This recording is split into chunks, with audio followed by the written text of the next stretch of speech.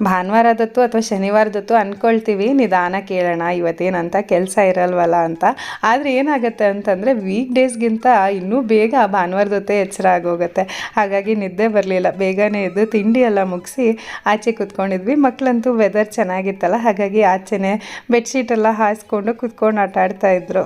ನಾವು ಸ್ಕೂಲ್ಗೆಲ್ಲ ಹೋಗಬೇಕಾದ್ರೆ ಭಾನುವಾರದೊತ್ತು ಉಗುರು ಕಟ್ ಮಾಡೋದು, ತಲೆಗೆ ಸ್ನಾನ ಮಾಡೋದು ಅದೆಲ್ಲ ಅವತ್ತಿನ ದಿನಾನೇ ಇಟ್ಕೊಳ್ತಾ ಇದ್ವಿ. ಮತ್ತು ಭಾನುವಾರದೊತ್ತು ವಿಶೇಷವಾಗಿ ಇನ್ನೊಂದು ಕೆಲಸ ಮಾಡ್ತಿದ್ವಿ. ಅದೇನು ಅಂತಂದರೆ ಪೇಪರ್ ಓದ್ತಾ ಇದ್ವಿ. ನಮ್ಮ ಅಪ್ಪಾಜಿ ಅಂತೂ ಯಾವಾಗಲೂ ಹೇಳೋರು ನ್ಯೂಸ್ ಪೇಪರ್ ಓದಿ, ನ್ಯೂಸ್ ಚಾನಲ್ ಕೇಳಿ ಅಂತ. ಆದರೆ ಅವಾಗೆಲ್ಲ ತುಂಬ ಬೋರಿಂಗ್ ಅಂತ ಅನ್ಸೋದು. ಭಾನುವಾರದೊತ್ತು ಮಾತ್ರ ಯಾಕೆ ಪೇಪರ್ ಓದ್ತಾ ಇದ್ವಿ ಅಂತಂದರೆ ಅವತ್ತು ಮಾತ್ರ ಮಕ್ಕಳಿಗೆ ಅಂತ ಸ್ಪೆಷಲ್ ಎಡಿಷನ್ ಪೇಪರ್ ಬಂದಿರೋದು, ಅದರಲ್ಲಿ ಕತೆಗಳು ಮತ್ತು ಪಝಲ್ಲು ಅದು ಇದು ಎಲ್ಲ ಇರೋದು, ಅದು ಮಾಡೋದಕ್ಕೆ ಚೆನ್ನಾಗಿರೋದು.